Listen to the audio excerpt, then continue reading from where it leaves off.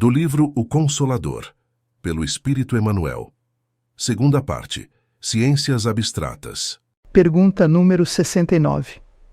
No quadro dos valores espirituais, qual a posição das ciências abstratas como a matemática, a estatística e a lógica, por exemplo, que requerem o máximo de método e observação para suas atividades dedutivas? Ainda aqui, observamos a matemática e a estatística medindo, calculando e enumerando o patrimônio das expressões materiais, e a lógica orientando as atividades intelectuais do homem, nas contingências de sua vida no planeta. Não podemos desprezar a cooperação das ciências abstratas nos postulados educativos por adestrarem as inteligências, dilatando a espontaneidade nos espíritos, de maneira a estabelecer a facilidade de compreensão dos valores da vida planetária, mas temos de reconhecer que as suas atividades, quase todas circunscritas ao ambiente do mundo, são processos ou meios para que o homem atinja a ciência da vida em suas mais profundas revelações espirituais, ciência que simboliza a divina finalidade de todas as investigações e análises das organizações existentes na Terra. Terceira parte. Ciências especializadas. Pergunta número 70. As ciências especializadas com a astronomia, a meteorologia, a botânica e a zoologia foram criadas pelo esforço do espírito humano na evolução das ciências fundamentais? Como atividades complementares das ciências fundamentais, esses estudos especializados representam um conjunto de conquistas do espírito humano, no sagrado labor da entidade abstrata a que chamamos civilização. Tais esforços constituem a catalogação das pesquisas e realizações propriamente humanas. Todavia, convergem para a ciência integral no plano infinito, onde se irmanarão com os valores morais na glorificação do homem redimido. Pergunta número 71. Como julgar a posição da Terra em relação aos outros mundos? A grandeza do plano sideral, onde se agita a comunidade dos sistemas, é demasiado profunda para que possamos assinar-lhe a definição com os mesquinhos formulários da Terra. No turbilhão do infinito, o sistema planetário centralizado pelo nosso Sol é excessivamente singelo, constituindo um aspecto muito pobre da criação. Basta lembrar que Capella, um dos nossos vizinhos mais próximos, é um Sol 5.800 vezes maior que o nosso astro do dia, sem esquecermos que a Terra é 1.300.000 vezes menor que o nosso Sol.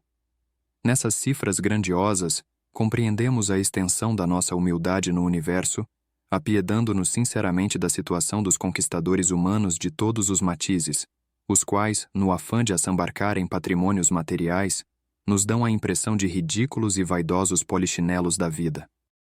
Pergunta número 72. Existem planetas de condições piores que as da Terra? Existem orbes que oferecem piores perspectivas de existência que o vosso, e no que se refere a perspectivas, a Terra é um plano alegre e formoso, de aprendizado. O único elemento que aí destoa da natureza é justamente o homem, avassalado pelo egoísmo. Conhecemos planetas onde os seres que os povoam são obrigados a um esforço contínuo e penoso para aliciar os elementos essenciais à vida. Outros ainda, onde numerosas criaturas se encontram em doloroso degredo.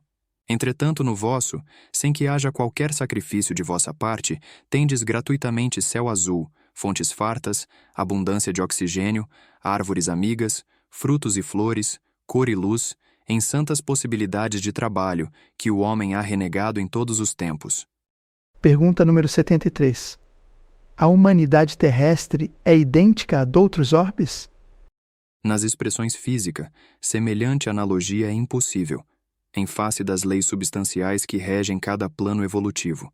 Mas procuremos entender por humanidade a família espiritual de todas as criaturas de Deus que povoam o universo, e examinada a questão sob esse prisma, veremos a comunidade terrestre identificada com a coletividade universal. Pergunta número 74. O homem científico poderá encarar com êxito as possibilidades de uma viagem interplanetária? Pelo menos, enquanto perdurar a sua atitude de confusão, de egoísmo e rebeldia, a humanidade terrestre não deve alimentar qualquer projeto de viagem interplanetária. Que dizermos do homem que, sem dispor a ordem na sua própria casa, quisesse invadir a residência dos vizinhos? Se tantas vezes as criaturas terrestres têm menosprezado os bens que a providência divina lhes colocou nas mãos, não seria justo circunscrevê-las ao seu âmbito acanhado e mesquinho? O insulamento da terra é um bem inapreciável. Observemos as expressões do progresso humano, movimentadas para a guerra e para a destruição, nos triunfos da força, e rendamos louvores ao Pai Celestial por não haver dilatado no orbe terreno os processos de observação das suas vaidosas criaturas. Pergunta número 75. Na diversidade de suas experiências, é o espírito obrigado a adaptar-se às condições fluídicas de cada orbe? Esse é um imperativo para a aquisição de seus valores evolutivos dentro das leis do aperfeiçoamento. Pergunta número 76. Poderão os fenômenos da meteorologia ser controlados mais tarde pelos homens? Os fenômenos meteorológicos, incontroláveis pelas criaturas humanas, não o são pelos prepostos de Jesus, que buscam dispô-los de acordo com os ascendentes espirituais a serem observados em todos os processos evolutivos. Não olvidemos, contudo, que a Terra é uma escola. Se não é possível conceder, por enquanto, um título de conhecimento total aos discípulos rebeldes e preguiçosos, isso será possível um dia, quando a evolução moral houver atingido o nível indispensável ao aproveitamento dessa ou daquela força, em benefício de todos. Pergunta número 77. Os espíritos se preocupam com a botânica? Botânica, encontrais as mesmas incógnitas dos princípios, apenas explicáveis pelos fatores transcendentes, o que prova da atenção do plano espiritual para com o chamado reino dos vegetais.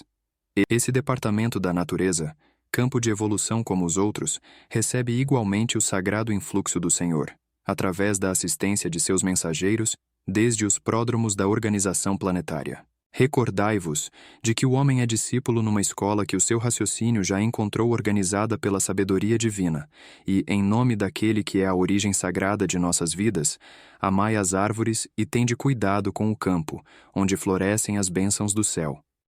Pergunta número 78. A zoologia é também objeto de atenção dos planos espirituais? Sem dúvida, também a zoologia merece o zelo da esfera invisível. Mas é indispensável considerarmos a utilidade de uma advertência aos homens, induzindo-os a examinar detidamente os seus laços de parentesco com os animais. Dentro das linhas evolutivas, sendo justo que procurem colocar os seres inferiores da vida planetária sob o seu cuidado amigo.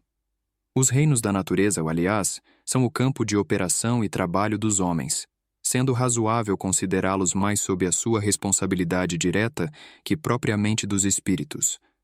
Razão por que responderão perante as leis divinas, pelo que fizeram, em consciência, com os patrimônios da natureza terrestre.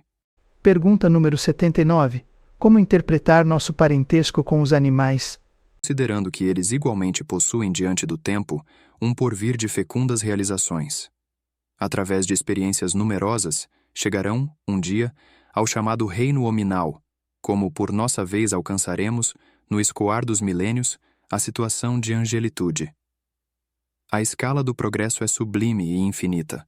No quadro exíguo dos vossos conhecimentos, busquemos uma figura que nos convoque ao sentimento de solidariedade e de amor que deve imperar em todos os departamentos da natureza visível e invisível. O mineral é atração. O vegetal é sensação. O animal é instinto. O homem é razão. O anjo é divindade. Busquemos reconhecer a infinidade de laços que nos unem nos valores gradativos da evolução e ergamos em nosso íntimo o santuário eterno da fraternidade universal.